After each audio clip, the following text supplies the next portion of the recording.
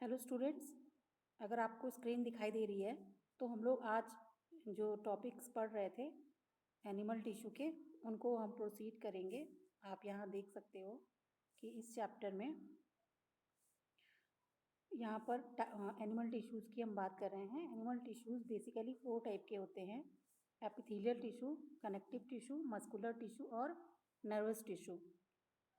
तो जो epithelial tissue है ये आपका बचे रह गया था, और कनेक्टिव टिश्यू में हमने मेजर टिश्यूज जो है वो डिस्कस कर लिए हैं और उसके वीडियोस मैंने आपको शेयर कर दिए हैं। इसी तरह 3 टाइप्स के मस्कुलर टिश्यू हैं और ये तीनों टाइप के मस्कुलर टिश्यू मैंने आपके साथ डिस्कस कर लिया। नर्वस टिश्यू का स्ट्रक्चर मैंने आपके साथ डिस्कस कर लिया है और अब आज एपिथेलियल टिश्यू को डिस्कस करना है। एपिथेलियल टिश्यू में भी आप देख सकते हैं कि इसके टाइप्स हैं: स्क्वैमस, क्यूबॉइडल, कॉलमनर, सीलिएटेड और स्ट्रेटिफाइड स्क्वैमस।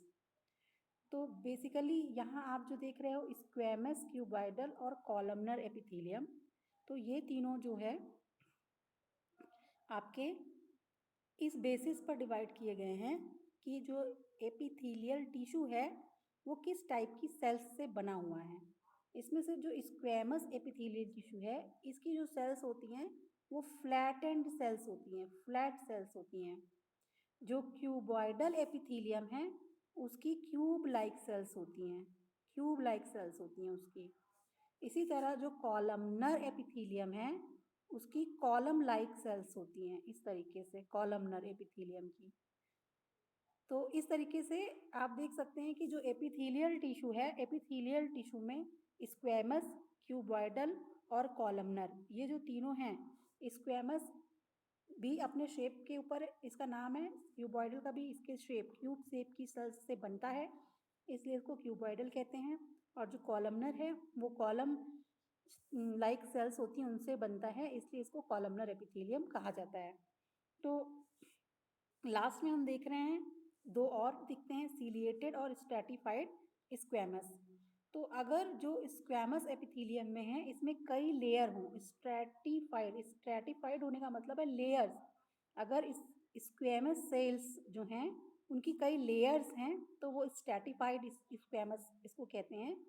और अगर सीलिया भी प्रेजेंट है इन जो भी टाइप हो सेल का और उससे जो भी एपिथेलियल टिश्यू बन रहा है, अगर उसमें सीलिया भी प्रेजेंट है तो इसे सीलिएटेड एपिथेलियल टिश्यू बोलते हैं। तो इतना डिस्कशन आपको मालूम चल गया है। और नेक्स्ट स्लाइड को हम देखते हैं। सबसे पहले एपिथेलियल टिश्यू का जो डेफिनीशन है हम वो देखेंगे। तो एपिथेलियल टिश्यू के डेफिनीशन में ये देख सकते हैं कि इनमें जो ये क्या इनका बेसिक हमें देखने को मिलता है, कवरिंग टिश्यू होते हैं ये या प्रोटेक्टिव टिश्यू होते हैं, that is separated from underlying tissue by fibrous basement membrane, hence always grows on other tissue. तो जनरली जो एपिथेलियल टिश्यू हम देखते हैं वो हमें कैसे दिखते हैं, एपिथेलियल टिश्यू जो है वो किसी एक बेसमेंट मेम्ब्रेन, एक मेम्ब्रेन है और उसके ऊपर ये सिचुएटेड होते हैं। तो ये हमेशा किसी दूसरे टिश्यू के ऊपर होते हैं, उसके ऊपर एक प्रोटेक्टिव कवरिंग बना रहे होते हैं, एक लेयर फाइनल बना रहे होते हैं।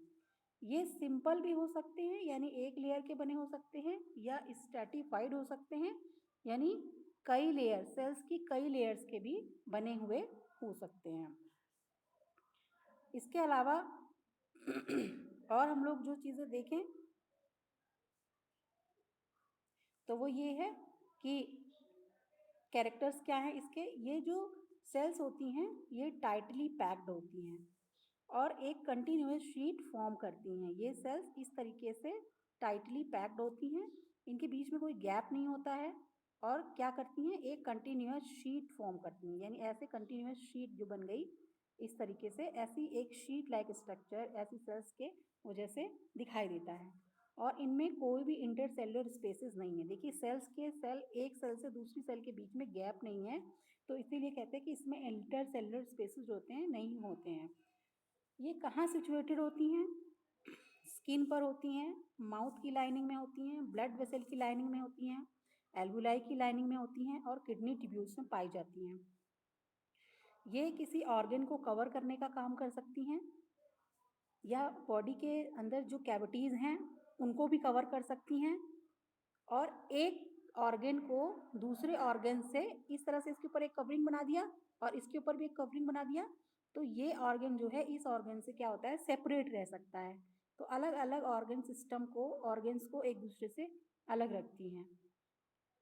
स्किन की आउटर लेयर बनाती हैं, इसीलिए ये हमारी बॉडी को ड्राइंग से, इंजरी से और इन्फेक्शन से प्रोटेक्ट करती हैं। ये स्किन, हमारी जो स्किन है एक्चुअली इसी सबसे बाहर लेयर जो स्किन में होती है वो एपिथेलियल टिश्यू की ही होती है, और ये स्किन को ड्राइंग, इंजरी एंड इन्फेक्शन से प्रोटेक्ट करती है। हमारी बॉडी में जो कुछ भी एपिथेलियम लेयर में एंटर कर सकता है या एक्सचेंज होता है वो इसी लेयर के थ्रू आएगा जाएगा, क्योंकि यही एक प्रोटेक्टिव लेयर सबसे बाहर की तरफ, स्किन सबसे बाहर है और स्किन में भी सबसे बाहर की जो प्रोटेक्टिव लेयर है उसका नाम स्क्वैमस एपिथेलियम है।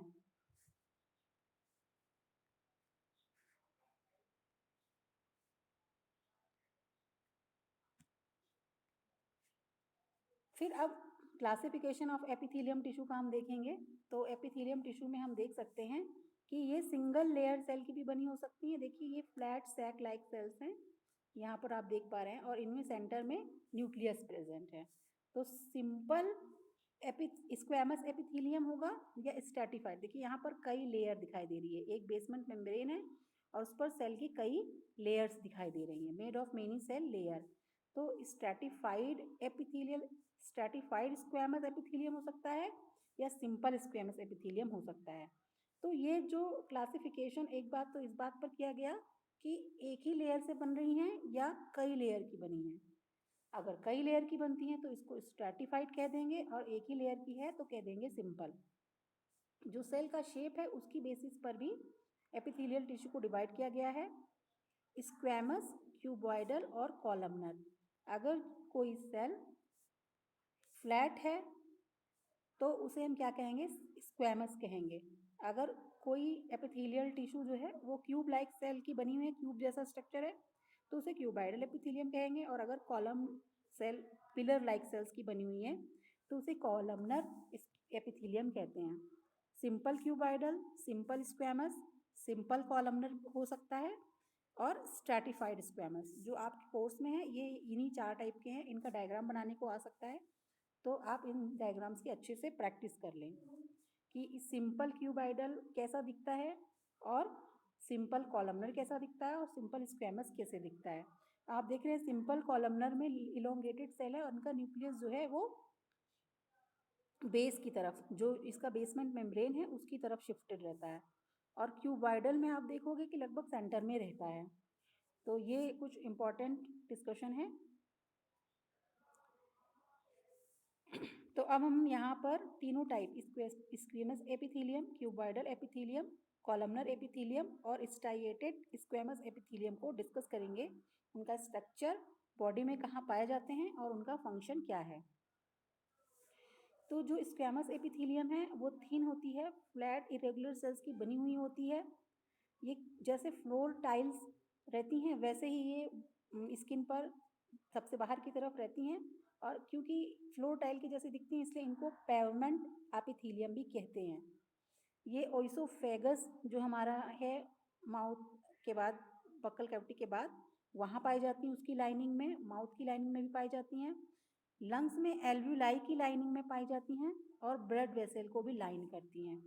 तो बहुत इंपॉर्टेंट स्ट्रक्चर हमारी बॉडी के हैं, इनको ये लाइन करती हैं, और ये जिन टिश्यू को कवर करती हैं उन्हें, जहाँ ये प्रेजेंट होती हैं उनको इंजरी से, जर्म के इन्फेक्शन से बचाती हैं। और साथ ही साथ क्योंकि ये थिन लाइनिंग है तो ये क्या करती है, एक्सचेंज ऑफ मटेरियल में भी हेल्प करती है। जैसे लंग्स में एल्व्यूलाई में पाई जा रही है तो ये एल्व्यूलाई में पाई जाती है, तो यहाँ पर गैस का और ब्लड का एक्सचेंज करवाती है। इसी तरीके से अगर ये ब्लड वेसल में पाई जा रही है तो ब्लड वेसल में भी सेल्स और प्लाज्मा से कभी कभी कुछ सेल्स जो बाहर चले जाती हैं, या ब्लड में कुछ मटेरियल आ सकता है, या ब्लड से कोई मटेरियल बाहर जा सकता है ब्लड वेसल्स के थ्रू, तो ये इसमें हेल्प करती है ये लेयर ही।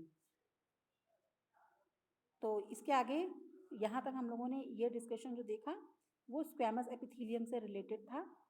अब हम क्यूबॉइडल एपिथेलियम से रिलेटेड डिस्कशन देखेंगे।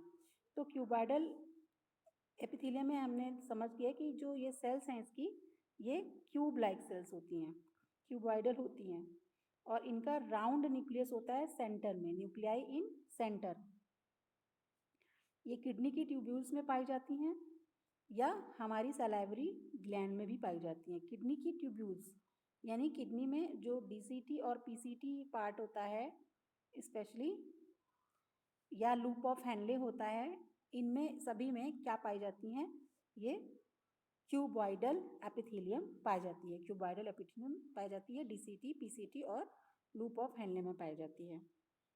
इसी तरीके से अगर कभी यही जो क्यूब लाइक सेल्स हैं ये कोई सिक्रीशन भी कर सकती हैं, किसी सब्सटेंस का सिक्रीशन भी करती हैं, तो इसे हम ग्लैंडुलर एपिथेलियम कहते हैं। और ये क्यूबॉइडल एपिथेलियल सेल्स जो होती हैं वो मैकेनिकल सपोर्ट प्रोवाइड करने का काम करती हैं। थर्ड टाइप जो है नेक्स्ट, वो है columnar epithelium.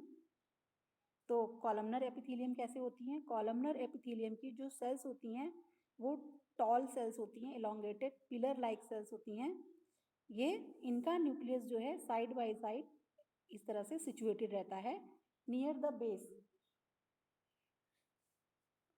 Inner lining of intestine में, रेस्पिरेटरी ट्रैक में ये सेल्स प्रेजेंट होती हैं, और साथ ही साथ इसमें सीलिया भी प्रेजेंट रहते हैं, तो इसीलिए इनको सीलिएटेड कॉलमनर एपिथेलियम कहा जाता है, जिससे ये म्यूकस को हेयर लाइक ये जो स्ट्रक्चर सीलिया है ये म्यूकस को मूव कराते हैं, म्यूकस को पुश कराने में, मूव कराने में हेल्प करते हैं। तो इस तरीके से ये एक्सक्रीशन में, एब्जॉर्प्शन में और सिक्रीशन में ये स्ट्रक्चर हेल्पफुल होता है। जहाँ पर कॉलमनर एपिथेलियम पाई जाती है वहीं पाई जाएगी जहाँ पर एब्जॉर्प्शन का काम हो, एक्सक्रीशन का काम हो और सिक्रीशन का काम हो। फिर फोर्थ टाइप का जो आपको पढ़ना है वो स्ट्राइएटेड स्क्वैमस एपिथेलियम है। ये एक एग्जाम्पल है, स्किन जो हमारी जैसे दिखाई देती है उसका एग्जाम्पल यहाँ हम देख सकते हैं। स्क्वैमस फ्लैट सेल्स होती हैं, ये कई लेयर में अरेंज होती हैं, और वीरिंग एंड टीयरिंग को बचाने के लिए इनकी कई लेयर हो गई है सेल्स की, कि अगर एक लेयर में किसी तरीके से कोई प्रॉब्लम आ जाए तो नेक्स्ट लेयर जो है वो ठीक से काम करे। तो इसके साथ ही ये डिस्कशन यहीं पर ख़त्म करते हैं जो कि एपिथेलियम टिश्यू पर बेस्ड था।